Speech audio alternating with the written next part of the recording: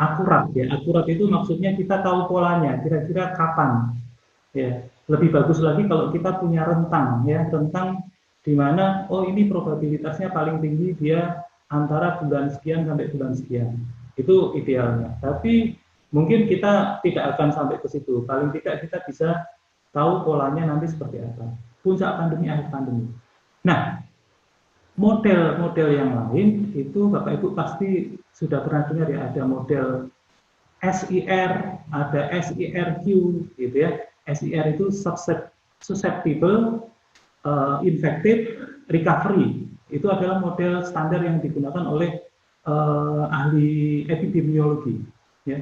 Kemudian ada SIRQ, Q-nya adalah quarantine, gitu ya, dan lain-lain. Model ini kurang lebih sama. Dia digunakan untuk memodelkan seperti itu. Tapi ada hal yang khas, yaitu model ini memang kami rancang khusus untuk mensimulasikan berbagai skenario. Ya, ini Bapak Ibu bisa lihat skenario-nya apa aja. Di sini ada skenario berbagai kasus yang terkait dinamika, misalnya ada imported case, tadi sudah kita bahas. Kemudian adanya keterbatasan pengukuran, yaitu keterbatasan cakupan tes, delay tes. Nanti kita akan lihat lebih detail lagi. Kemudian skenario penanganan, kalau ada vaksin seperti apa. Nanti ada skenario herd immunity, ini immunity ya, herd immunity, imunitas dari kelompok gitu ya. Kemudian ada physical distancing, ada deteksi dan isolasi. Itu kita harapkan memang bisa disimulasikan di dalam model ini. Ya. Kemudian misalkan ini yang lebih jauh lagi, kita bisa membangun skenario interaksi dinamika antar wilayah. Jadi model yang tadi strukturnya sudah kita lihat, bisa kita buat dalam multimodel, beberapa model, masing-masing model itu menggambarkan dinamika di satu wilayah tertentu, kemudian nanti antar model itu berinteraksi. Nanti lebih jauhnya bisa seperti itu. Baik. Nah, ini gambaran dasar. Ini gambar ini saya ambil dari presentasinya Pak Pandu Riono, ya, ahli epidemiologi dari FKM UI. Nah, jadi ada parameter yang disebut sebagai R0, ya, R0, ya. Ini disebut sebagai basic reproduction number. Misalnya R0 itu sama dengan 2, itu maksudnya adalah satu orang itu nanti menularkan ke 2 orang. Kemudian dari 2 orang jadi 4 orang, 4 orang jadi 16 orang. Begitu seterusnya. Dan berlipat-lipat, ya.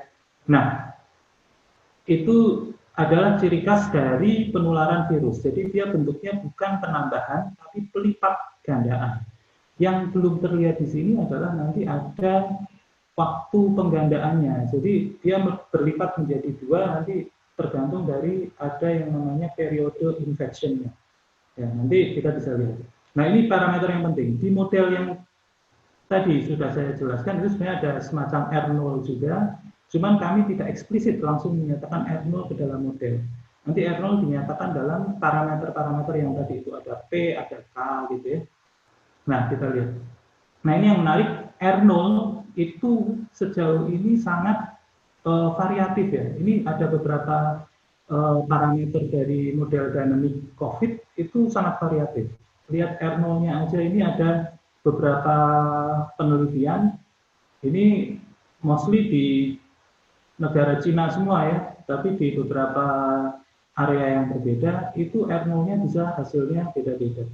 Jadi memang karena ini masih sangat awal penelitiannya, memang hasilnya seperti ini. Ya.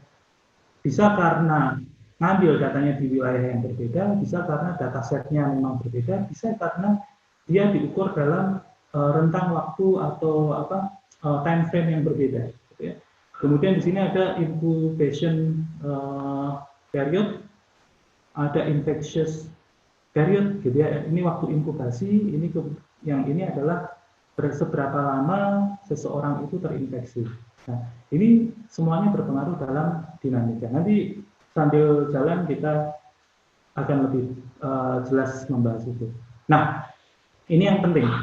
Jadi, nah yang ini dulu ya. Jadi kita bahas dulu. Jadi dinamika penularan dari COVID itu memodelkannya seperti apa? Tadi kan satu orang menularkan ke 2 orang, menularkan ke 4 orang, kemudian menularkan ke 4 kali 4, 16, dan seterusnya. Kalau 3 R0-nya 3 berarti 1 ke 3, 3 ke 9, 9 ke 27, dan seterusnya. Kalau seperti itu, nanti hasilnya adalah unlimited ya. Jadi terus itu. Nah, kita akan dapatkan gambar seperti ini ya. Jadi ini anggap akumulasi confirm case gitu ya. Akumulasi confirm case-nya itu akan terus itu naik sampai ini tidak terbatas. Ya, ini sampai 10 kali 16 kali 10 pangkat 12 gitu ya. Kalau modelnya seperti itu. Nah, ini tentu tidak realistis karena, nah ini makanya di judul itu saya berikan dinamika penularan tanpa batasan populasi. Kalau kita tidak memberikan batasan populasinya, ya dinamikanya seperti ini, dan ini tidak realistis. Nah, yang berikutnya kita lihat, kalau dia ada batasan populasi, nah ini beda. Jadi anggap populasi yang susceptible, jadi populasi yang terancam oleh COVID itu misalkan di sini anggap jumlah populasinya 100 juta. Ya. Nanti gambarnya gini ya Pak Ibu, satu orang menularkan ke dua orang menularkan ke 4 orang, dan seterusnya, gitu ya, sampai titik tertentu dengan asumsi bahwa ketika orang yang sudah tertular itu sembuh, dia kebal, ya, nanti setelah sembuh dia kebal. Kalau seperti itu terus, maka nanti sampai titik tertentu, nanti ada orang tertular, kemudian dia akan menularkan ke orang lain, itu makin sulit. Karena ketika dia jalan gini ya, dia nanti ketemu, wah ini udah kebal, gitu. Tidak seperti di awal. Kalau di awal gampang banget, cepat. Ya. Jadi ini gambarannya adalah di awal pertumbuhan dinamikanya itu akan sangat cepat di awal. Naik ini ya, sangat cepat, kemudian setelah sampai agak ujung, akumulasi confirm case-nya itu akan melambat, ya, melambat, kemudian dia sampai steady ke nilai tertentu, yaitu itu batas atas confirm case-nya, ya. Nah, ini gambar yang sangat populer ini ya. Jadi ada ini bell curve gitu ya, tapi ini sebenarnya bukan bell curve dalam probability density function gitu ya, dalam probabilitas, tapi ini adalah turunan dari turunan dari ini, dari, kalau ini kita sebut sebagai S-curve, akumulasi confirm case-nya itu bentuknya S-curve. Kasus hariannya bentuknya seperti ini, seperti gunung ini ya Pak, ya, seperti lonceng gitu. Nah ini sangat populer. Jadi kalau kasusnya ada batas populasi, nanti bentuknya seperti beda dengan yang tadi. Saya balik sedikit ke sebelumnya. Kalau tanpa batasan populasi, Bapak Ibu lihat yang gambar atas, kiri, dan kanan itu, dia bentuknya akan melengkung terus-menerus, ya, tidak ada batasan. Kalau yang kedua, ini bentuknya melengkung, kemudian ada batas atasnya. Nah, sampai angka berapa batas atasnya? Ya, kalau kita biarkan tanpa intervensi. Nah, ini penting. Jadi, kita bicara dulu kasus tanpa intervensi. Itu kalau orang sering menyebutkan, misalkan itu skenario herd immunity. Nah, itu bukan skenario yang akan kita ambil, tapi maksudnya kita bisa membayangkan kalau penularan ini dibiarkan tanpa intervensi apapun, nanti ada batas atasnya. Batas atasnya adalah 1 minus 1 per R0. Ini agak kecil-kecil ya tulisannya. Nah, 1 minus 1 per R0. Kalau R0-nya sama dengan 3, berarti batas atasnya itu adalah 1 minus 1 per 3. 2 per 3 dari jumlah populasi. Kalau populasi di suatu daerah 100 juta, berarti nanti kalau kita tidak melakukan intervensi dan R0-nya itu sama dengan 3, maka nanti sekitar 66 juta orang akan terpapar. Kira-kira seperti itu ya. Jadi tidak 100 juta keseluruhannya terpapar, tapi hanya sampai ke 66 juta.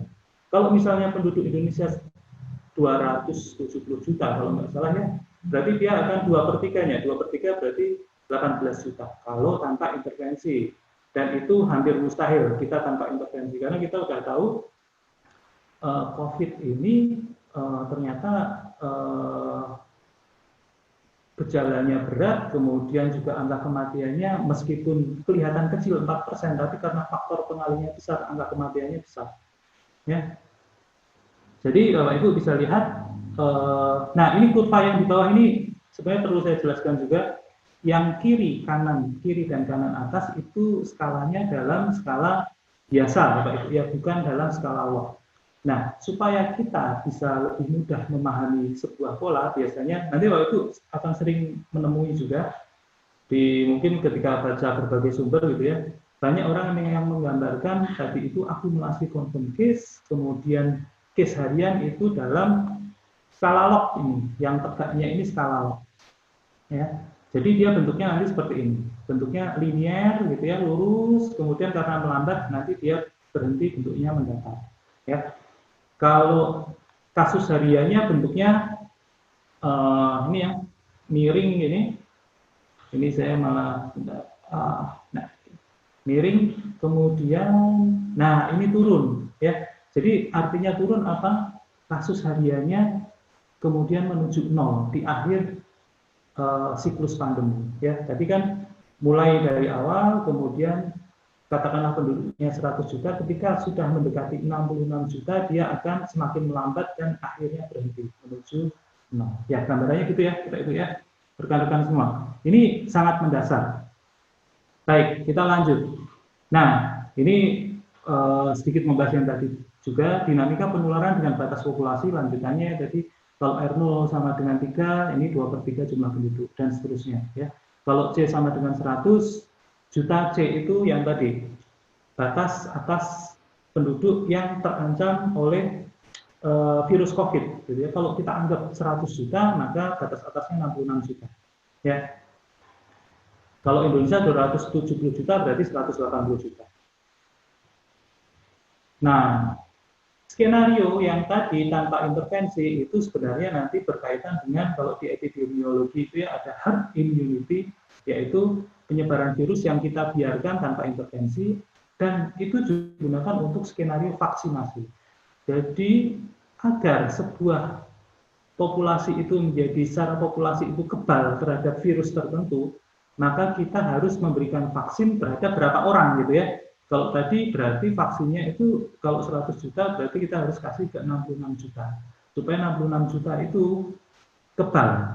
Nah, kalau 66 juta itu sudah kebal, nanti ketika ada orang terpapar yang baru itu tetap ada penularan, tapi penularannya sulit, pendek dia. Rantainya pendek, dia menular ke 1 orang, berikutnya ke 3 orang, ke 9 orang, terus habis itu melambat berhenti hilang. Ya, itu yang disebut sebagai herd immunity sebagai hasil vaksinasi. Jadi herd immunity itu ada 2, bisa hasil penularan alami ataupun vaksinasi. Baik. Nah ini perlu saya tekankan juga pelambatan yang tadi itu. Jadi ketika dia melambat itu kalau di model kita, nah ini mungkin kita nggak akan bahas detail, itu ada fungsi GY. GY itu adalah fungsi non-linear. Jadi model kita itu sebenarnya adalah persamaan matematiknya disebut persamaan dinamika diskrit, difference diskrit gitu ya, dan dia non-linear ya, karena ada fungsi GY ini yang non-linear. Nah itu mungkin kita nggak akan bahas secara rinci. Persamaan difference ya. Nah ini nanti bisa kita lihat. Jadi ini adalah persamaan difference equation, diskrit ya, order. Nah ini yang menarik. Persamaan difference yang kami gunakan ini ordernya tinggi, ada bisa 28, bisa 30 atau lebih. Tergantung dari apa? Tergantung dari yang tadi itu, yaitu fase yang mau kita gambarkan itu berapa hari. Kalau fasenya kita anggap umumnya itu dari 0, dari terpapar itu 0 hari, kemudian sampai dia sembuh itu 28 hari, ya kita bisa bagi menjadi misalkan 7 hari, 7 hari, 7 hari. Tidak harus sama ya, bisa 7 hari, 7 hari, 10 hari, bisa gitu ya. Nah itu tergantung pembagian fase kita. Di model yang kami gunakan, bahkan kami menggunakan order 40. Kenapa order 40? Itu karena untuk memodelkan kasus, misalkan orang ketika orang sembuh dari COVID, dia ada di rumah sakit, dia tidak langsung dinyatakan sembuh. Karena dia harus ngantri tes PCR dulu. Itu bisa jadi dia dinyatakan sembuh setelah hari ke-35. Padahal mungkin pada hari ke-27 dia sudah sembuh, atau hari 25 dia sudah sembuh, tapi karena tes PCR-nya harus antri dan harus dilakukan 2 kali gitu ya untuk menyatakan dia sembuh, dia mungkin dinyatakan sembuh pada hari ke-35. Nah kami menyiapkan itu ordernya sampai 40, itu tergantung dari apa yang ingin kita modelkan. Nah ini ya, di model kita yang kita bahas ini, yang paling penting ini, yaitu yang tadi kita sudah bahas, ini adalah P itu adalah parameter yang menyatakan kecepatan penularan. Ya, jadi kalau di model yang standar itu ada namanya R0, ada R efektif ya. Kira-kira itu ekuivalen dengan P1, P2, P3, P4 gitu ya. Ini P1 itu penularan untuk fase 1 dan seterusnya. Nah, di sini ada juga K1, K2, KF3, KF4 gitu ya dan seterusnya. K itu apa? K itu dia nanti berhubungan dengan ini ya Pak, dengan isolasi. Jadi nanti ini kita udah ngomong intervensi. Penularan tidak kita biarkan begitu saja, tapi nanti sebagian dari orang yang terpapar itu kita isolasi. Ya, jadi orang sakit masuk rumah sakit, dia diisolasi, kemudian di situ sampai sembuh. Jadi dia sudah tidak menularkan ke orang lain, atau probabilitas dia menularkan ke orang lain itu menjadi sangat kecil, ya dianggap sangat kecil meskipun ya kita tahu bahwa tim medis kita yang di garda depan itu ternyata banyak sekali yang terpapar juga ketika mereka melakukan tugasnya. Ya, jadi di sini ada isolasi.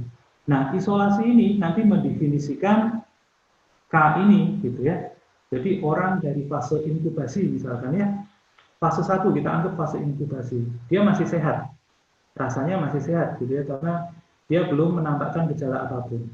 Nah, itu probabilitas dia diisolasi menjadi relatif kecil ya, karena dia belum merasa sakit apapun. Beda dengan orang yang berada di fase 2. Fase 2 itu setelah inkubasi dia mulai menampakkan gejala. Wah, dia mulai lemes, kalau gejalanya menengah sampai berat, dia mulai sesak nafas dan lain-lain.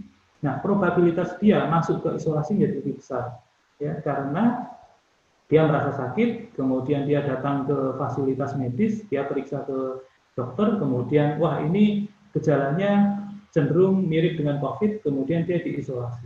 Jadi semakin ke belakang fasenya, probabilitas orang itu untuk diisolasi menjadi semakin besar. Nah, mungkin Bapak Ibu sudah mulai tergambar, ini model ini sebenarnya kita gunakan untuk menggambarkan realitas-realitas seperti itu. Nanti di intervensi itu nanti beda, misalkan kita ingin mengintervensi atau mengisolasi orang dalam masa inkubasi. Nanti yang kita kontrol itu adalah orang dalam fase 1. Kita naikkan isolasinya kira-kira sampai berapa persen. Kita cari nih orang yang dalam fase inkubasi. Nanti di belakang kita akan bahas, kita cari orang yang asimptomatik gitu ya, yang tidak bergejala. Itu nanti kita integrasikan juga dalam model. Nah, gambaran dasarnya seperti itu. Nah, ini ya, ada skenario isolasi itu di parameter K, KF1, KF2 sampai KF4. Nah, ini pembagiannya tergantung, kita bisa dibagi 5, bisa dibagi 4, bebas gitu ya. Tergantung yang kita modelkan. Kemudian P itu skenario pembatas untuk menggambarkan skenario intervensi yang pembatasan kontak gitu ya. Jadi probabilitas penularan kita turunkan misalkan dengan physical distancing. Itu nanti dia akan menurunkan probabilitas penularan. Artinya satu orang mungkin menularkan ke 2 orang, ketika ada physical distancing dalam rentang waktu yang sama dia cuma bisa probabilitasnya menularkan ke setengah orang bahkan atau ke 1 orang, gitu ya. Nah, itu yang di PI. Baik, kita lanjut dulu. Nah, semua yang kita bahas yang tadi, yang dijelaskan di bagian sebelumnya adalah bagian model yang merepresentasikan dinamika kasus aktual. Jadi model yang tadi kita bahas itu kita ingin menggambarkan kasus aktual penyebaran COVID seperti apa. Lalu bagaimana dengan confirm case? Yang kita lihat dari pemerintah kan laporan confirm case. Confirm case itu sebenarnya hanya sebagian kecil dari kasus aktual, ya. Itu secara logik kita sudah bisa menduga seperti itu. Dan itu dimanapun sama, confirm case itu hanya sebagian dari kasus aktual. Nah, bagaimana kita memodelkan confirm case itu? Ya, jadi ini secara intuitif kita memahami bahwa confirm case tidak identik dengan kasus aktual. Kemudian bagaimana memodelkannya? Nah, confirm case itu kira-kira gambarannya dia adalah sebagian dari kasus aktual, ya, sebagian, bisa kecil, bisa besar, sekian persen dari kasus aktual, gitu ya. Dan yang penting lagi, dia adalah kasus aktual yang terdelay, ya. Bapak Ibu bisa membayangkan, misalkan hari ini Pak Yuryawan ya, Pak Arif Yuryawan mengumumkan ada tambahan kasus COVID 300 orang. Ya. Kasus COVID 300 orang itu adalah hasil dari tes. Tesnya dilakukan 4 hari yang lalu, 5 hari yang lalu, atau 6 hari yang lalu. Jadi sejak tes itu ada proses beberapa tahap gitu ya, sampai dia masuk ke tangan Pak Yuriawan, kemudian diumumkan ke kita. Itu yang disebut sebagai delay test. Nah, kalau Ibu bisa bayangkan, berarti yang diumumkan Pak Yuriawan hari ini itu sebenarnya adalah realitas aktual 5 hari, 6 hari yang lalu, atau 7 hari yang lalu, tergantung delaynya sebesar apa. Ya, nah ini bisa kita lihat, misalkan ini kalau di simulasinya, misal ini kurva yang paling atas ini aktual case-nya, ya, aktual case-nya. Nah, kalau confirm case-nya itu delaynya, sorry, ini saya terbalik ini gambarnya ya. Yang bawah ini harusnya delay 9 hari. Yang atas ini, yang 3088 itu dia delay 0 hari. Jadi kalau delaynya semakin sedikit, dia akan semakin mendekati kurva kasus aktual. Tapi kalau delaynya semakin lama, dia akan semakin menjauhi kurva aktual. Artinya, kalau delaynya semakin panjang, berarti kalau hari ini kita laporkan 1764, sebenarnya dia faktualnya itu 9554. Seperti itu ya. Kalau diumumkan 3088, sebenarnya faktualnya 9000, sorry, tidak, tulisannya tertutup. Faktualnya 9.000 sekian, gitu ya. Jadi semakin terdelay berarti gap-nya semakin besar. Nah, ini ya gambarnya. Namun nanti kalau kita gambarkan dinamikanya, ketika kasus itu sudah steady sampai ke puncaknya, ini kok sampai ke puncak ya? Dia sudah sampai ke mendatar confirm case-nya. Jadi bukan puncak ini akhir. Dia sampai ke akhir siklus, itu nanti delay-delay itu sebenarnya menyatu ya di sini ya. Jadi dia nanti konvergen ke satu garis yang sama, ke satu titik yang sama. Nah, kita lanjutkan dulu. Nah, tadi kita udah memodelkan, jadi confirm case itu apa, gitu ya. Kita yang pertama tadi aktual case kita modelkan dengan sistem dinamik. Confirm case itu adalah dinamika terdelay dan sebagian dari aktual case. Nah, yang menarik lagi kita perlu juga menggambarkan, kemarin kita dengar ada kasus yang simptomatik. Jadi simptomatik itu kasus yang gejalanya tampak dari, kita anggap aja dari menengah sampai berat, gitu ya. Itu beda dengan kasus asimptomatik. Kenapa harus kita bedakan? Karena nanti intervensinya beda. Kasus yang simptomatik itu lebih mudah diisolasi karena gejalanya sudah nampak, orangnya mudah dikenali. Kasus asimptomatik beda. Ya. Nah, tapi cakupan deteksi dan isolasi di dalam intervensi ini cukup sangat berbeda. Ya. Simptomatik cenderung lebih mudah dideteksi dan diisolasi dibanding kasus asimptomatik. Lalu bagaimana? Nah, blok gambaran kasus aktual tadi kita pecah menjadi dua di model ya. Jadi di sini ada blok model simptomatik, kemudian ada blok model asimptomatik. Gambarannya gambar gampangnya seperti itu. Nah, kalau kita misalkan ya, ini Bapak Ibu nanti akan mengisolasi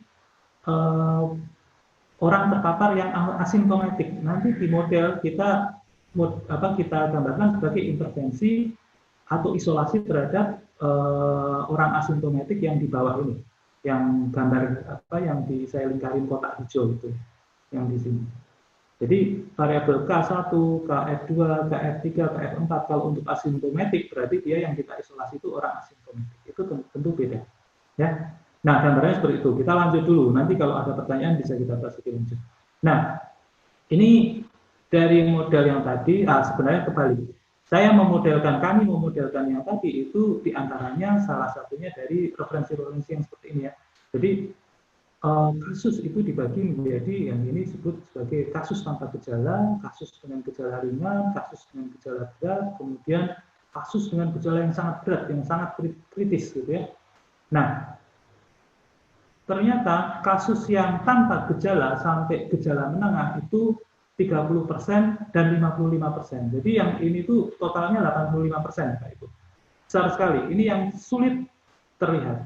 Kalau dalam definisi model yang sedang kita bahas, saya menyatukan yang tanpa gejala dan gejala ringan itu sebagai asimptomatik. Jadi di model yang tadi itu 85% dari kasus aktual itu dianggap asimptomatik. Kemudian 15%-nya itu kita anggap sebagai simptomatik. Nah, di sini yang menarik, kasus kematian itu hanya terjadi di simptomatik. Simptomatiknya adalah yang berat sampai yang kritikal. Ya, ini ada 15% dari severe symptoms itu dia meninggal. Kemudian 50% dari critical symptom itu meninggal. Ya, ini di total kalau terhadap seluruh 100% itu kalau kita hitung ini 4% ya. 15% kali 10% ditambah 50% kali 5% itu totalnya 4%. Itu konsisten dengan yang sering kita dengar death rate dari COVID itu 4%. Ya, itu kira-kira gambarnya seperti ini. Meskipun ini juga beda-beda, ada yang bilang ini bukan 85%, ada yang bilang hanya 70%, ada yang 60% dan seterusnya. Ya, ini agak sulit kita identifikasinya, tapi sementara kita pakai referensi ini. Baik, kita lanjut. Nah, ini ya contoh perkiraan confirm case, perkiraan kasus aktual total, simptomatik dan asimptomatik ya. Jadi kita kan punya data confirm case dari pemerintah ya, setiap hari diumumkan. Nah, di dalam model kita nanti menggambarkan juga pergerakan, kita memperkirakan pergerakan dari confirm case itu seperti apa ya. Nah, ini kita lihat aja langsung. Jadi nah di sini ya yang paling bawah itu adalah confirm case ya. Ini nanti sebenarnya dia bisa nggak di bawah banget sih, dia bisa di tengah sini juga gitu, tapi tergantung dari persentase kemampuan deteksi dan isolasi dari yang kita lakukan, yang pemerintah lakukan ya, yang tim medis lakukan. Ini anggap ini di bawah confirm case ya. Kalau confirm case-nya 8.225 pada tanggal 24 April, ini perkiraan confirm case ya.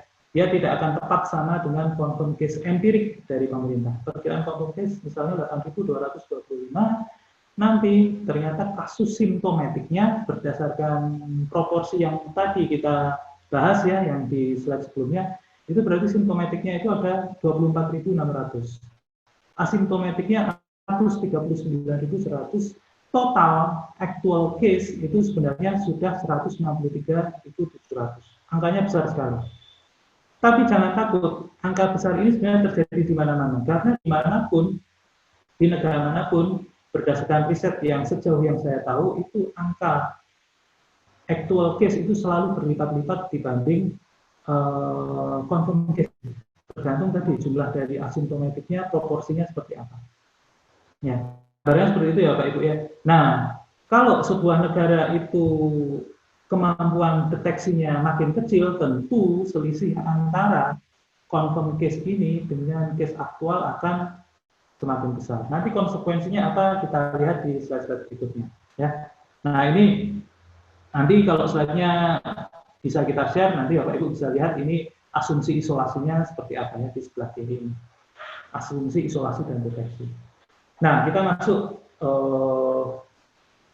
Mas Ruli. Siap, Pak. Ya, saya sampai jam berapa, Mas Ruli? 17.05. Berapa? 17.05. 17.05. Oke. Tambah 10 menit nggak apa-apa kayaknya. Tambah 10 menit lagi.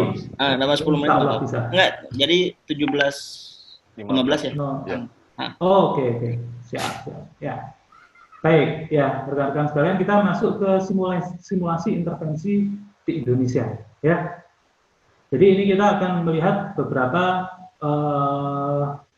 kemungkinan intervensi dan juga kita coba mengenali intervensi yang sudah terjadi, yang sudah berjalan ya. Nah, kita flashback dulu. Jangan tanggal 14, 15 Maret atau 16 Maret gitu ya. Saat itu mulai pertama kali diumumkan arahan untuk itu ya, work from home, kemudian anak sekolah juga harus belajar di rumah. Kemudian sebagian besar tempat-tempat wisata ditutup. Kalau saya tinggal di Bandung, saya ada beberapa trek lari favorit saya di Saboga ITB, kemudian di Saparua itu tutup semua. Saya waktu itu mau olahraga dulu, ini tutup, di sana tutup, di sini tutup. Waduh. Nah, itu tanggal 14 sampai 16 Maret waktu itu mulainya ya, sekitar tanggal itulah. Nah, itu sebenarnya merupakan bentuk dari intervensi. Ya. Kemudian mal-mal juga ditutup saat itu ya, lumayan.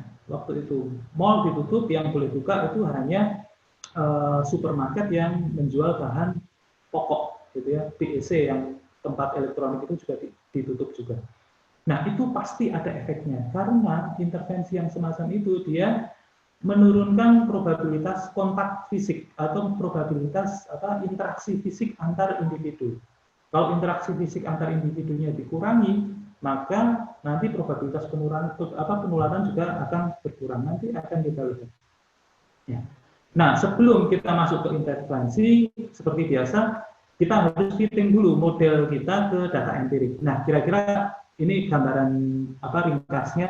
Jadi ini ada data empirik confirm case dari pemerintah, gitu ya. Kemudian yang biru ini adalah confirm case perkiraan dari model kita. Jadi model kita itu kan outputnya ada actual case, ada simptomatik, ada asimptomatik, kemudian ada confirm case juga. Sebenarnya di belakang nanti ada perkiraan angka sembuh, angka recover ya, dan angka kematian ada juga. Tapi ini mungkin tidak kita bahas hari ini. Nah, ini ada perkiraan angka confirm case. Jadi kita match-kan dulu confirm case-nya. Nah, kalau dia match berarti kita bisa menyelaraskan antara perkiraan confirm case dengan confirm case empirik ya, yang bintang-bintangnya empirik itu kalau kita sudah mengenali intervensi-intervensi apa yang dilakukan. Kemudian kita mengenali juga awal kasusnya seperti apa. Misalkan di sini kasus kita mulai tanggal 2 Maret. Artinya confirm case yang diumumkan pemerintah itu hari pertamanya tanggal 2 Maret. Tapi masalahnya model kita tidak bisa menggambarkan itu. Maksudnya tidak bisa kalau kita mulai tanggal 2 Maret itu nggak match. Jadi kita harus mulai sebelumnya. Artinya apa, Bapak Ibu? Artinya confirm case tanggal 2 Maret itu sebenarnya bukan case pertama di Indonesia. Case pertamanya itu harus mundur sebelumnya. Bisa awal Februari, bisa awal Januari. Jumlahnya berapa? Itu juga sebenarnya terlihat di sini. Ya, gambarnya seperti itu. Jadi ketika kita memfitkan antara data aktual dengan perkiraan confirm case, sebenarnya salah satunya kita men-adjust kondisi awal dari orang terpapar itu berapa, kemudian mulai tanggal berapa, sehingga sedemikian rupa sehingga ini match, gitu ya. Kemudian kita tambah-tambah lagi dengan intervensi. Nah ini kalau plot kasus hariannya seperti ini. Data empirik pemerintah itu yang bintang garis merah itu ya. Kemudian perkiraan confirm case harian dari model kita itu yang biru. Ini ada, kalau confirm case harian dari model yang lain itu kan bentuknya mulus ya Pak Ibu ya. Mulus gitu. Mulus itu artinya dia smooth gitu. Kalau yang model yang kita bahas ini ada yang patahan-patahan ini ya. Patahan-patahan ini sebenarnya karena kita memodelkan intervensi. Jadi memang model yang kita bahas ini itu basisnya adalah intervensi. Jadi kalau kita mau mengikuti confirm case aktual empirik dari pemerintah, confirm case empirik dari pemerintah, maka kita harus menggambarkannya atau mengasumsikan intervensi tertentu. Nah, kira-kira seperti itulah ya. Nah, ini nggak usah kita bahas. Nah, ini yang menarik lagi. Jadi, tadi kita bisa bayangkan efek dari intervensi yang awal tadi tanggal 14 sampai mulai 14 sekitar 14 sampai 16 Maret itu Bapak Ibu bisa lihat di sini ya www.google.com/covid19 mobility ya. Di situ nanti ada data mengenai penurunan mobilitas atau pergerakan dari penduduk di berbagai negara termasuk di Indonesia. Ini yang saya tampilkan yang di Indonesia. Itu hanya sampai tanggal 17 April sayangnya ya. Jadi di sini terlihat sampai tanggal 17 April itu ada penurunan misalkan penduduk yang berkunjung ke retail dan recreation itu turun sampai 38% dari baseline. Kemudian yang berkunjung ke toko-toko, ini toko-toko macam-macam ini ya, termasuk toko-toko obat, itu turun 23%. Yang berkunjung ke taman-taman kota, itu turun sampai 35%. Yang dia datang ke transit station, itu turun sampai 58%, dan seterusnya. Yang naik itu adalah orang-orang yang ada di rumah, gitu ya, yang di residensial itu naik 18%. Nah, ini sebenarnya bisa menggambarkan bahwa intervensi saat itu somehow menurunkan probabilitas interaksi fisik antar manusia, yang itu konsekuensinya menurunkan probabilitas penularan juga. Tapi sejauh apa itu yang nanti akan kita lihat. Apakah itu cukup, itu yang akan kita lihat ya. Nah, ini lanjut. Nah, setelah kita fitting data di atas, nanti kita lanjutkan. Tadi sudah kita fitting apa adanya, Pak Ibu ya. Jadi intervensi jadi kira-kira intervensi, oh ini saya tuliskan ternyata ya. Sorry. Intervensinya itu 15 Maret yang tadi ya, arahan WFH, belajar di rumah, membatasi dan bahkan menutup mal, menutup tempat-tempat olahraga, menutup tempat-tempat wisata itu berlangsung secara bertahap. Kalau di kota besar kayak Jakarta, Bandung itu saat itu langsung, yang lain itu ngikutin secara bertahap gitu ya. Nah, ada lagi akumulasi beberapa intervensi lanjutan. Jadi misalkan di akhir Maret itu ada pengetatan work from home untuk wilayah Jabodetabek. Saat itu yang tanggal 15 Maret itu belum terlalu ketat, dan setelah itu di akhir Maret lebih diperketat lagi. Mulai, karena tadi kita sampai 17 April kan ya, ada efek PSBB sedikit di Jakarta yang mulai ada pengaruhnya. Kira-kira seperti itu. Nah, tadi kita udah match-kan modelnya dengan data empirik. Nah, kalau kita lanjutkan simulasinya, itu dapatnya gini, Pak. Ini artinya kita tidak menganggap tidak ada intervensi apapun tambahan yang lain. Ya, setelah intervensi yang tadi udah, itu kita pertahankan sampai akhir siklus wabah ini. Itu apa yang terjadi? Ternyata intervensi yang tadi tidak cukup, karena siklus ini akan berkepanjangan, bahkan dia tidak akan steady sampai 31 Maret 2021. Ya, jadi sampai tahun depan pun nggak akan selesai kalau intervensinya berhenti sampai di situ. Ya, tentu tidak, kan setelah itu ada PSBB yang di kota lain, kemudian ada pembatasan arus mudik, nanti akan kita bahas. Ya, jadi berdasarkan skenario yang tadi itu unacceptable. Jadi kita akan mengalami siklus yang panjang. Nah, intervensi yang dalam skenario 1 ini menghasilkan, ini asumsi kita ya berdasarkan data Google juga tadi, penurunan probabilitas kontak hingga tinggal antara 70% sampai 60%.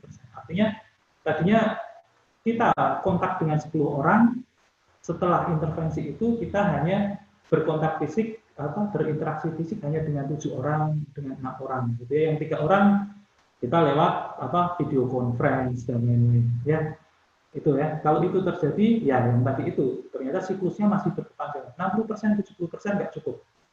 Ya. Nah ini kita lihat, kalau kita lihat kasus hariannya, nah ini Bapak Ibu ini penting sekali. Di model yang kita bahas itu ini ada kasus aktual, dan di paling bawah itu adalah confirm case-nya. Kasus aktualnya itu dia akan dia akan secara seketika mengikuti intervensi. Misalkan intervensinya besok mulai kita ada pembatasan yang work from home dan lain-lain. Itu seketika kasus aktualnya sebenarnya langsung menurun. Ya, jadi probabilitas kontak menurun berarti pada hari itu sebenarnya orang yang tertular pada hari itu jauh menurun dibanding pada hari sebelumnya.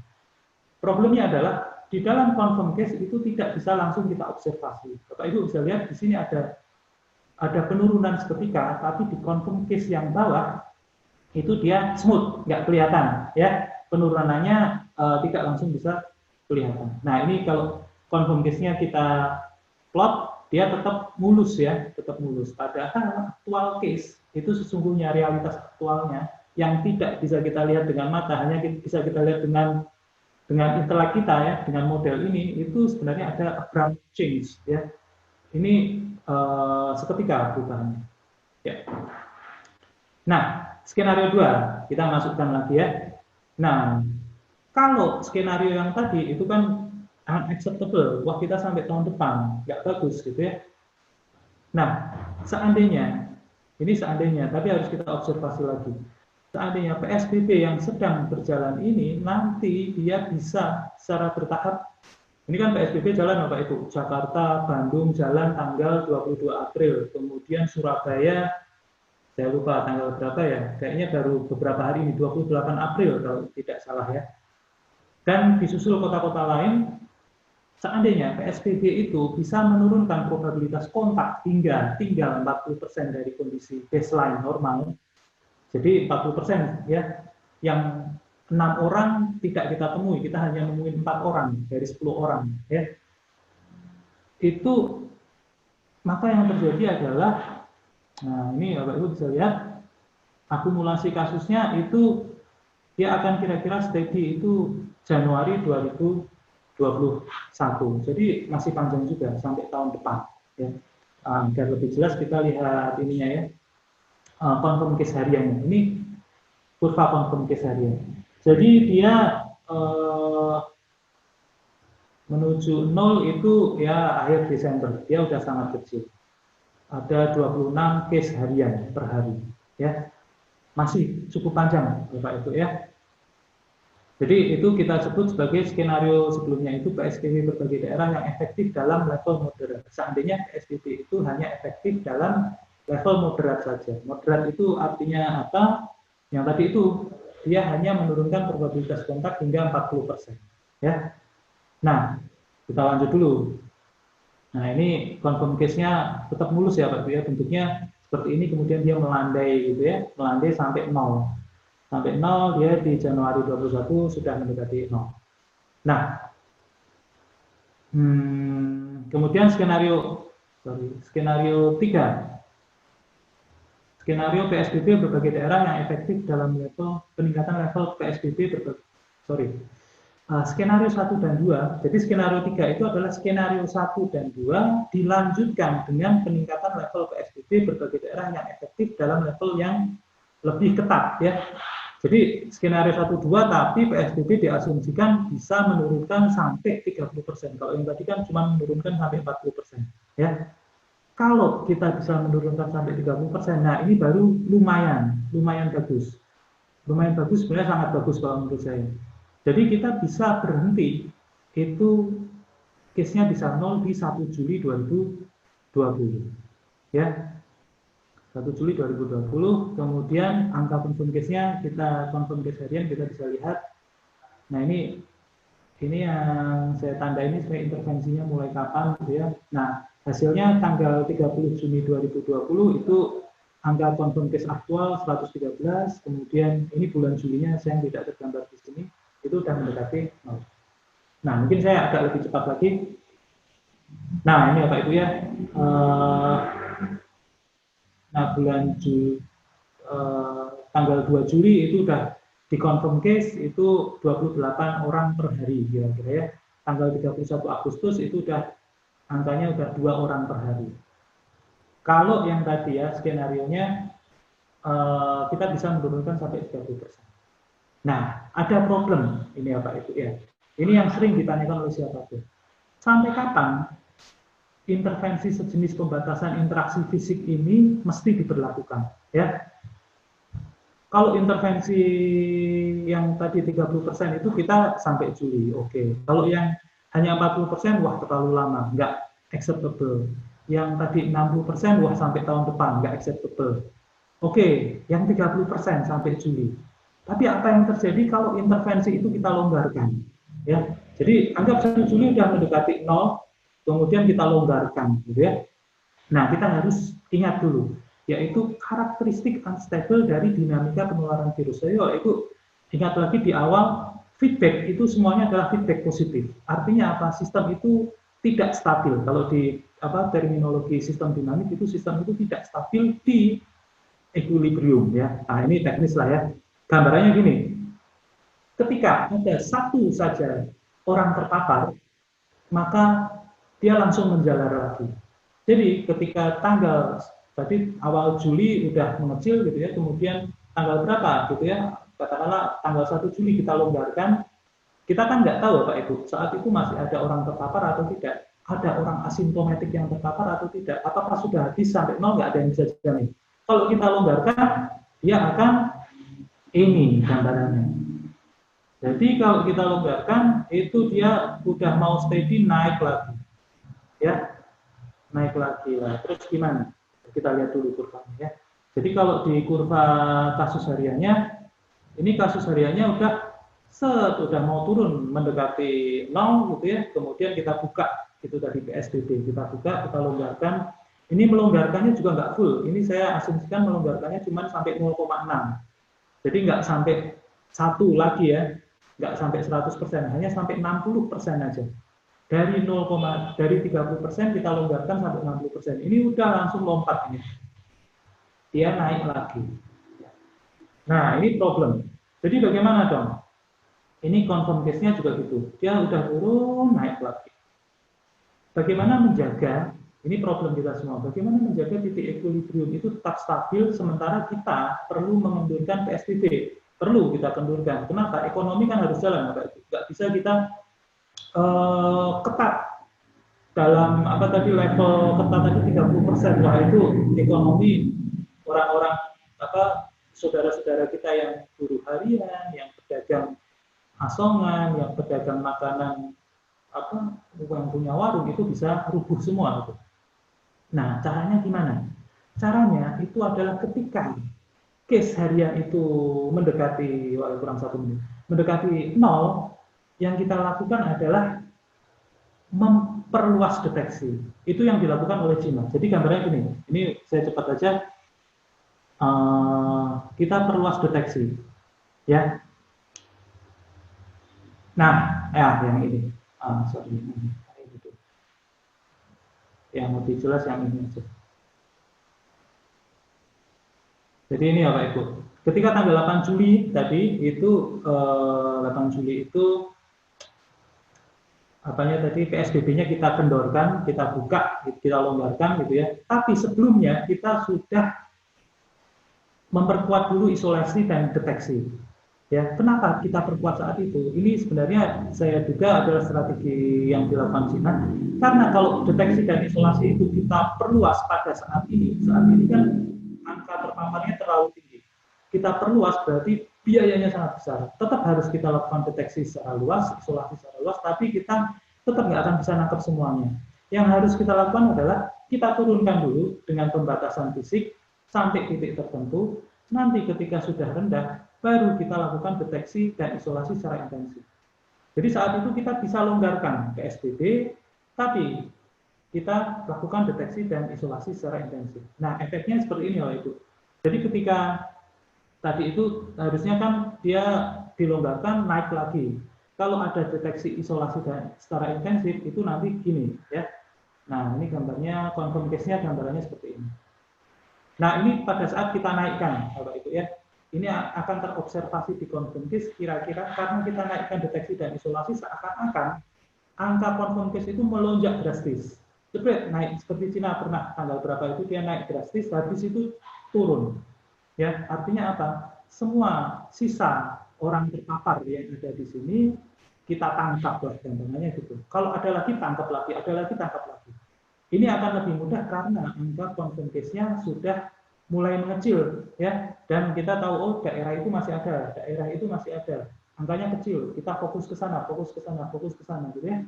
Nah, itu bisa kita harapkan kalau kita lakukan, kita kendorkan PSBB, isolasi kita naikkan, nah kita bisa menstabilkan lagi sistem, nggak bablas lagi Bapak Ibu yang nggak naik, tapi dia jebret ini confirm case-nya naik, terus dia bisa stabil lagi sampai 0.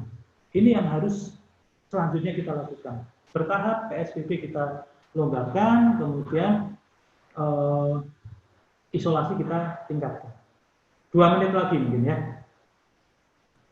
Nah, insight ini cepat aja. Saya mungkin nggak bahas detail. Kapan hasil intervensi dapat diobservasi? Ini banyak orang ribut. 2 minggu kelihatan hasilnya. Belum tentu, Bapak Ibu ya. Kenapa belum tentu? Itu tergantung intervensinya seketat apa. Nah, ini contohnya di Tiongkok, di Cina itu memang 2 minggu. Di Korea Selatan setelah intervensi 2 minggu kemudian terobservasi hasilnya, di Italia juga gitu, tapi belum tentu. Kalau intervensinya lemah, itu dia bisa berbulan-bulan kemudian baru terobservasi, ya belum tentu 2 minggu. Kalau dia ketat, nah ini ya, ketat baru terobservasinya cepat, ya intervensi longgar terobservasinya lama. Ini bisa menjadikan indikator. Jadi kalau penurunannya bisa kita observasi dalam 2 minggu, 3 minggu, berarti intervensi yang kemarin itu cukup ketat. Ya. Kemudian insight yang kedua, nah ini yang menarik, sorry, ini kadang tertutup itunya ya. Apakah bisa memperkirakan akhir siklus hanya berdasarkan data confirm case? Bisa dan tidak, gitu ya. Ini populer dalam beberapa hari terakhir, gitu ya. Jadi saya katakan bisa, itu hanya jika angka confirm case harian itu polanya udah menurun. Itu kita bisa prediksikan. Itu pun tidak 100% kita prediksikan. Asumsinya harus intervensinya itu dilanjutkan sampai seterusnya. Baru dia menurun sesuai pola ini. Yang tadi sudah kita lihat, katakanlah di confirm case kita tadi sudah menurun, kita longgarkan PSBB ternyata bisa naik lagi. Jadi semuanya tergantung intervensi yang dilakukan. Nah, tidak bisa jika confirm case harian masih naik. Nah, ini yang kemarin ini masih naik. Ini negara apa? Qatar misalnya. Yang di bawah ini Qatar, dia masih naik. Kemudian diperkirakan puncaknya kapan, akhirnya kapan, ini nggak bisa. Pakistan ini masih naik juga. Dunia itu belum puncak. Dunia itu masih confirm case hariannya stagnan. Dia belum turun. Indonesia, apalagi Indonesia masih cenderung stagnan juga. Ya, belum bisa diperkirakan akhirnya. Nah, ini yang penting juga, ini kita lewatkan aja. Gambaran progres Indonesia dalam berbagai perspektif. Nah, ini singkat Bapak Ibu. Ini beberapa negara, kalau kita gambarkan dalam kurva confirm case harian, VS akumulasi confirm case, itu negara yang sudah selesai atau sudah berhasil menyelesaikan kasus itu atau hampir berhasil, itu nanti dia akan gambar kurvanya jatuh ini, seperti air menetes, mencurah ke bawah gitu ya. Nah, Indonesia ini masih mendatar. USA masih ini yang kuning ini dia masih lompat ke sana. Italia mulai hampir menurun. Ini Cina yang biru, kemudian yang merah ini Korea Selatan, Malaysia dan Thailand ini tetangga kita sudah turun, kemudian Vietnam yang hijau. Indonesia ya. Nah, ada yang menarik di Indonesia.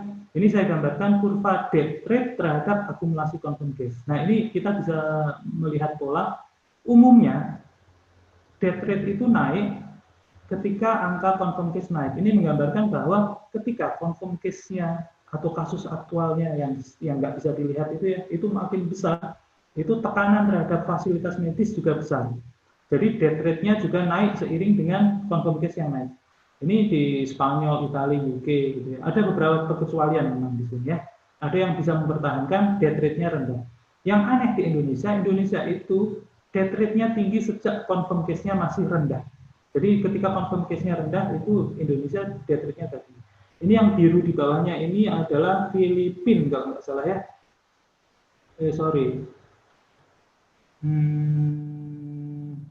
Nanti bisa kita lihat, kalau saya nggak salah ini Filipina.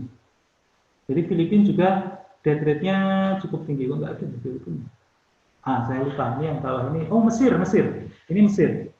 Ya. Mesir, ini negara Mesir, Indonesia. Jadi death rate-nya tinggi bahkan sejak confirm case-nya masih rendah. Ini anomali sebenarnya.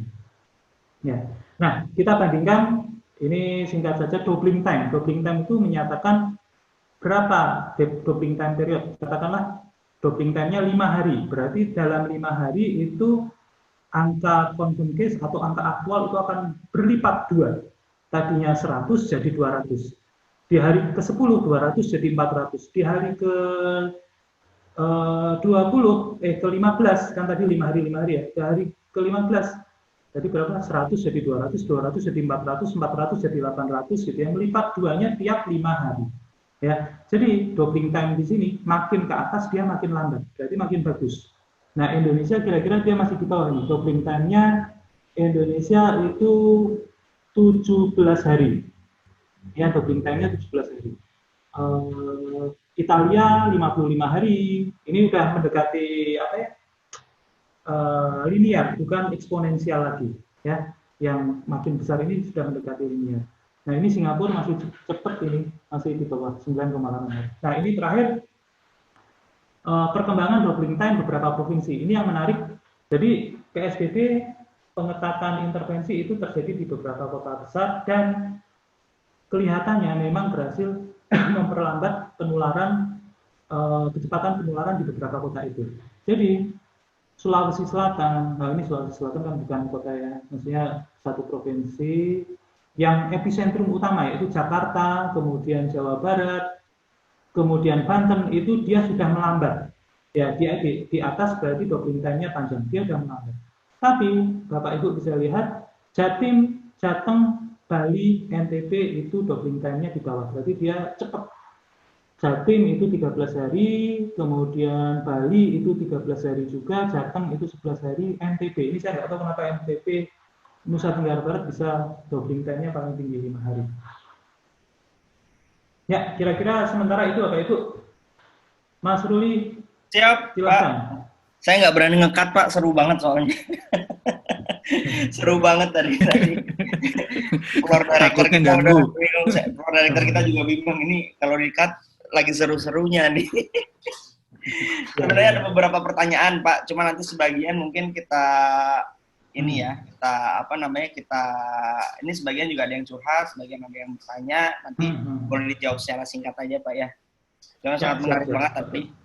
Cuman ini yang jadi PR berikutnya adalah apakah ini hasil info seperti ini apakah bisa sampai ke pemerintah sehingga mereka juga bisa memberikan putusan gitu ya Mas ya. Intinya seperti itu. Yeah. Baik, pertanyaan pertama ini mohon maaf tadi saya sempat terputus jadi tidak terlihat nih siapa yang bertanya. Cuman seperti ini, Assalamualaikum, selamat sore. Saya juga melakukan simulasi data COVID-19 khusus di daerah Jawa Tengah. Model yang saya gunakan dengan pendekatan SIR ya, Suspectable, Infection sama Recovery. Hasil sudah saya share di media lokal dan Pemda, walaupun hasilnya tidak jauh berbeda dengan yang lain, untuk melihat kapan puncak dan selesainya. Yang menjadi pertanyaan saya, menentukan sebuah parameter dalam simulasi COVID-19 sangat sulit untuk data di Indonesia yang tidak detail dan kita tidak tahu banyak yang underreported ya. Untuk mengatasi hal tersebut, solusinya gimana? Wah, kayaknya nyari solusi. Kayaknya Mas Budi juga ini bermasalah ini juga. Apakah kita bisa menggunakan parameter asumsi aja atau gimana gitu ya? Kira-kira gimana Mas? Singkat aja ini kayak bisa singkat debatnya. Baik. Nah ini memang problem kita semua. Misalkan ini satu contoh aja. Beberapa hari terakhir, mungkin 5-6 hari terakhir atau mungkin sampai 10 hari terakhir kelihatan angka confirm case Indonesia itu agak menurun. Tapi sebenarnya bukan menurun ya, stagnan. Jadi naik turun 300, 400, 300, 400, 200 sekian, balik lagi ke 400 gitu ya. Nah, pertanyaannya apakah itu adalah cerminan dari aktual, kondisi realitas aktualnya memang seperti itu yang tercermin dalam confirm case. Tadi kan di model kita harusnya confirm case itu dia bisa kita gunakan sebagai prediktor atau estimator dari kondisi aktual ya. Jadi naik turun stagnan, apakah itu betul-betul mencerminkan kondisi aktualnya seperti itu ataukah itu sebenarnya karena ada keterbatasan yang sering dibahas juga, kapasitas testingnya udah mentok gitu ya. Caranya mencari data, memverifikasi atau istilah saya itu memfalsifikasi. Kita kan punya hipotesis ya. Hipotesisnya yang pertama adalah memang kasus aktualnya itu sudah stagnan, ya udah bagus, lumayan lah, belum turun tapi sudah stagnan. Atau hipotesis kedua itu sebenarnya kapasitas tesnya itu mentok, gitu ya. Mana yang benar? Agak sulit, Bapak Ibu ya. Yang benar kita bisa memang harus gerilya, cari tahu kapasitas tes di kawal COVID ada sebenarnya, tes harian berapa gitu. Yang belum saya lihat adalah antrian tesnya. Nah tadi mungkin slide-nya saya lewatin ya tadi. Jadi gini, testing sedikit, ya angkanya kecil, testingnya proporsinya kecil itu sebenarnya tidak bermasalah, asal jangan kecil banget ya. Tapi kecil itu nggak masalah, asal dia konsisten. Konsisten itu maksudnya apa? Kalau kasus hariannya itu naik, kita bisa mentes misalkan cuma 8% dari kenaikan harian itu gitu ya. Per hari harusnya 100, kita cuma bisa jangan 8% lah, 10%. Kita bisa mentes 10 aja, dapat 10 dari 100. Tapi kalau 200 kita bisa dapat 20. Kalau 300 kita bisa dapat 30. Itu kecil tapi konsisten. Yang masalah adalah kecil kalau nggak konsisten. Nggak konsisten itu ternyata dia mentok nilai tertentu, dia udah nggak bisa mengikuti kenaikan harian. Nah itu problem kita semua. Caranya gimana ya? Terpaksa kita harus drill ya, Bapak Ibu ya. Drill ya, cari data, atau kita cari data sekunder yang lain, misalkan dari PDB dan ODP. Kemudian kita refine lagi di model kita. Saya juga belum sampai itu. Jadi ada beberapa asumsi yang ya udah kita tebak aja asumsinya seperti itu. Verifikasinya nanti bisa kita lihat dari data-data confirm case pemerintah berikutnya ya, kita falsifikasi berdasarkan progres berikutnya, atau kita cari dengan berdua. Kira-kira gitu Mas Bul. Siap, Mas Nuwun. Berikutnya, cuman kayaknya saya nggak baca, saya bacakan saja. Mungkin nanti saya berikan ininya ya Mas ya, saya berikan pertanyaannya ke Mas Budi. Nanti mungkin bisa dijawab atau nanti kita diskusikan di grup WA kita ya, atau grup Telegram kita juga seperti itu. Nah ini pertanyaan berikutnya nggak usah dijawab Mas, cuman saya sampaikan aja. Ada pertanyaan dari Muhammad Rosidi, Bapak Muhammad Rosidi. Saya ingin bertanya bagaimana jika terdapat penambahan variabel lain seperti faktor reinfeksi ya. Kayaknya tadi udah ada ya Mas ya, karena berdasarkan fakta terakhir sejumlah kasus reinfeksi, bagaimana bentuk kurvanya yang tadi mungkin Mas kita bakal naik lagi tadi ya Mas ya. Cuma nanti ini kita bukan Mas, bukan. Beda lagi. Mungkin saya jawab aja Mas. Ini penting sekali.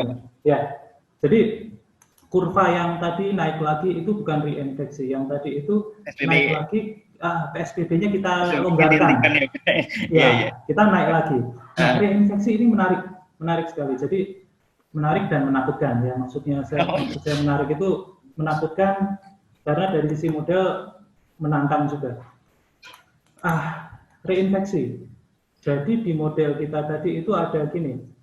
Setiap orang yang sudah terjangkit, tertular gitu ya, terpapar, dia nanti kan ada yang meninggal, ada yang sembuh. Yang sembuh diasumsikan kebal. Ketika kebal, dia nanti menurunkan probabilitas, karena semakin banyak orang kebal, berarti katakanlah saya positif, saya mau menularkan, probabilitasnya makin kecil, gitu ya. Nah, problemnya, ternyata orang kebal ini nanti sebagian dalam rentang waktu tertentu menjadi tidak kebal.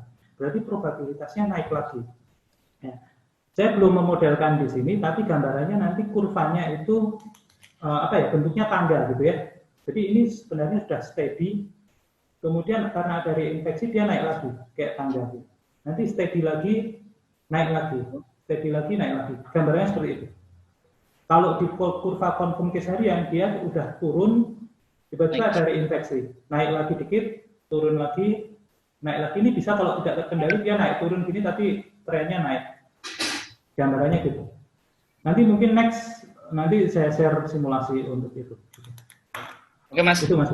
Ya. Karena masih banyak pertanyaan, cuma saya sebutkan aja ada pertanyaan di sini, ada Mas Indra Gunawan, kemudian ada Dr. Anis Fuad juga bertanya di sini. Nanti saya Mas sudah Indra Gunawan, salam Mas Indra, teman saya kuliah. Nanti saya sampaikan di grup tele ya. Nanti bisa kita diskusi di sana. Baik, karena waktunya sudah menjelang maghrib dan beberapa teman-teman juga sudah ada yang keluar karena sudah mulai berbuka puasa, saya akan bacakan beberapa hal mengenai resume yang disampaikan oleh Mas Budi Sulistyo ya. Banyak juga ya. Jadi yang pertama, pemodelan digunakan untuk mencari realitas sebenarnya di balik data-data. Model tidak ada yang benar secara mutlak. Satu dataset yang sama bisa dilihat dengan sangat banyak model. Menjunjung tinggi integritas dan kejujuran, itu yang penting. Mempermainkan data dan analisis model adalah kedustaan. Ya. Tujuan pemodelan memperkirakan dinamika pandemi, kemudian mensimulasikan berbagai macam skenario. Dan ini yang menarik ya, untuk beberapa skenario simulasi penanganan, ada yang sesuai fitting data tadi ya, yang belum mempertimbangkan interferensi selanjutnya di PSBB, di berbagai daerah, larangan mudik menghasilkan penurunan yang cukup bagus ya, 70% sampai 60% dalam kondisi normal. Kemudian skenario 2, skenario sebelumnya melanjutkan dengan PSBB di berbagai daerah yang efektif dalam level moderat. Nah, skenario 3, skenario 1 dan 2 ditambah peningkatan level PSBB di daerah yang efektif dan lebih ketat. Dan ini semua balik lagi memang akan kembali ke kebijakan pemerintah, dan kita sebagai saintis juga kontribusi kita adalah kita meneliti dan kita menyampaikan menyampaikan hasil penelitian kita seperti yang dilakukan Mas Budi Sulistyo ini sebagai referensi untuk pengambil keputusan di level pemerintah. Seperti itu, Mas Budi. Ya, ini sangat menarik, Mas. Waktunya kurang, soalnya kita mulai jam 2 tadi, Mas. Mungkin berikutnya nanti kita akan range lagi, Mas, sama Mas Andri juga, nanti kita akan range lagi untuk acara seperti ini lagi. Kayaknya di puasa masih bisa sekali lagi, Mas, kalau misalnya nanti kita bisa ngejar, atau nanti setelah lebaran sekalian kita silaturahim.